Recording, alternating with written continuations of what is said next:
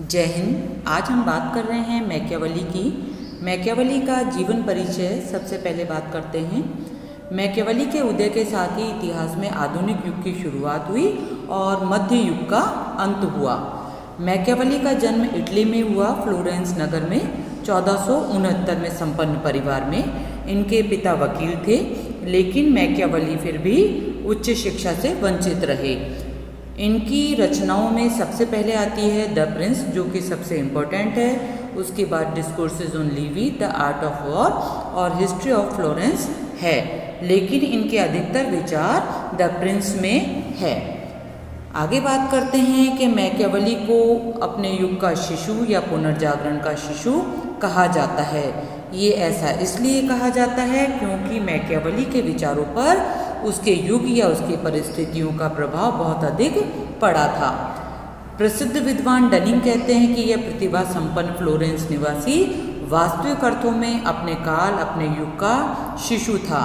दूसरा, उसे ये भी कहा जाता है कि मैकियावेली ने अपने विचारों से मध्य युग का अंत किया और आधुनिक युग का प्रारंभ किया। मैकियावेली को अपने युग का इसलिए शिशु कहा जाता है क्योंकि वो समकालीन परिस्थितियों से बहुत अधिक प्रभावित हुआ। इन परिस्थितियों में सामाजिक, आर्थिक, राजनीतिक सभी प्रकार की परिस्थितियां थी। सबसे पहले इन परिस्थितियों में हम बात करते हैं पुनर्जागरण की। मैकियावेली के काल में पुनर्जागरण आंदोलन प्रारंभ हो चुका था। मैकियावेली पुनर्जागरण के कारण मानव विवेक या बुद्धि में विश्वास करते थे और उनके इसी विवेक में विश्वास करने के कारण परिणाम निकला, उन्होंने धर्म और राजनीति का पृथक्करण किया और उनका यही विचार उनको मध्य युग का अंत करने का वाला विचारक कहता है और आधुनिक युग का प्रारंभ करने वाला विचारक भी कहता है। सेकंड, हम बात करते हैं राजतंत्र की पुनर्स्थापना की। मैकियावेली के काल में स्पेन और फ्रांस ये दोनों शक्तिशाली राजतंत्र थे और इटली कमज़ोर था, इसलिए स्पेन हमेशा इस बात का फ़ायदा उठाकर इटली पर आक्रमण करता रहता था। तो इटली की जो एकता है वो पूर्ण रूप से नष्ट हो गई थी, इसलिए मैकियावेली चाहता था कि इटली में निरंकुश राजतंत्र स्थापित हो। थर्ड, हम बात कर रहे हैं इटली का राजनीतिक विभाजन। मैकियावेली के समय में इटली का संपूर्ण प्रदेश है वो 5 टुकड़ों में बट गया था और वो आपस में लड़ते रहते थे, जिसका फ़ायदा स्पेन उठाता था। फोर्थ है, इटली की जो समाज था उसकी बहुत ज़्यादा दुर्दशा हो चुकी थी। मैकियावेली के समय इटालियन समाज में नीतिपरायणता, ईमानदारी, देशभक्ति ये समाप्त हो चुके थे और पोप है वो भ्रष्टाचार में लिप्त होकर और समस्त सत्ता अपने हाथों में लेने का प्रयास कर रहे थे। मैकियावेली के मानव प्रकृति पर क्या विचार रहे या मानव स्वभाव पर क्या विचार रहे, इसकी बात उन्होंने अपनी पुस्तक डिस्कोर्सेज ऑन लीवी में कहा है। डिस्कोर्सेज ऑन लीवी में मनुष्य को वो सद्गुणी बताता है, लेकिन प्रिंस में वो अपने विचार बदल देता है और मनुष्य को एक निकृष्ट और अनैतिक प्राणी यहाँ पर बताता है। मैकियावेली की धारणा थी कि मनुष्य कैसा होता है, जन्म से ही बुरा होता है, मतलब उसमें स्वार्थ, कपट, छल, ईर्ष्या, द्वेष इस प्रकार की भावनाएं होती है और इन्हीं भावनाओं से वो प्रभावित होकर आगे कार्य भी करता है। प्रिंस के 17वें अध्याय में वो लिखता है कि सामान्य मनुष्यों के बारे में कहा जा सकता है, कैसा बताया उसने, वे चलायमान हैं, झूठे हैं, डरपोक है और स्वार्थ में लिप्त रहने वाले हैं। कुल मिला के मैकियावेली मनुष्य की प्रकृति का खराब चित्रण करता है। मैकियावेली का ये कथन बहुत ज़्यादा प्रसिद्ध है कि मनुष्य अपने पिता की मृत्यु को आसानी से भूल जाता है, लेकिन पैतृक संपत्ति के बंटवारे को या पितृधन की हानि को वो कभी भी नहीं भूलता है।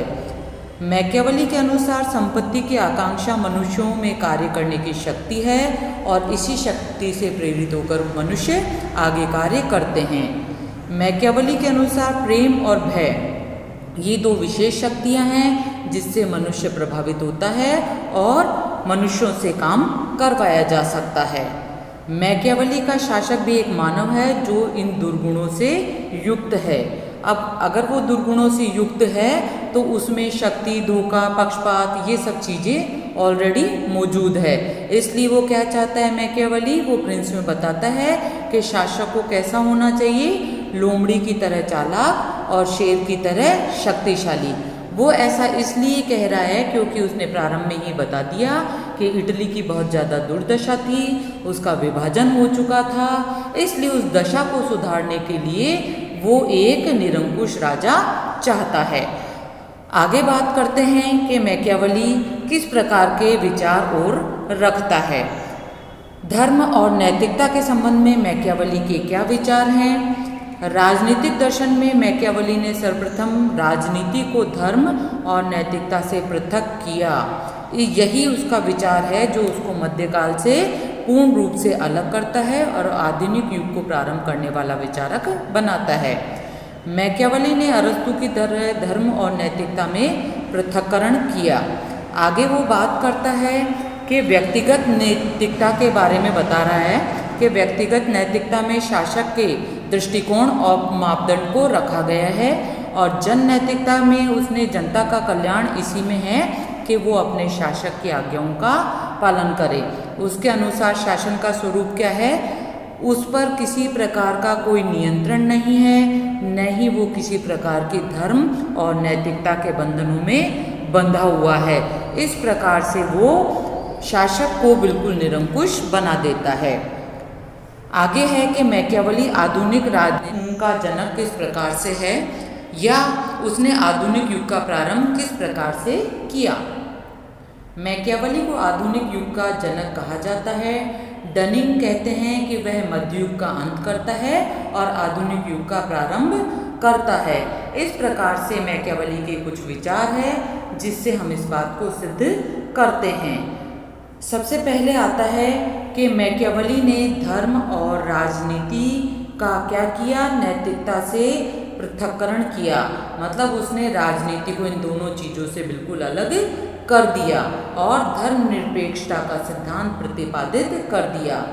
दूसरा है कि मैकियावेली ने हिस्टोरिकल मेथड को अपनाया है।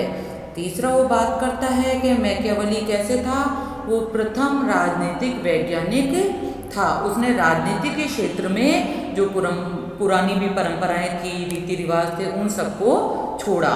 फोर्थ हम बात करते हैं कि मैकियावेली ने राजनीति को राज्य संबंधी सिद्धांतों से संबंधित किया और उन्होंने राज्य को कृत्रिम और मानवकृत संगठन ऑर्गेनाइजेशन यहाँ पर बताया।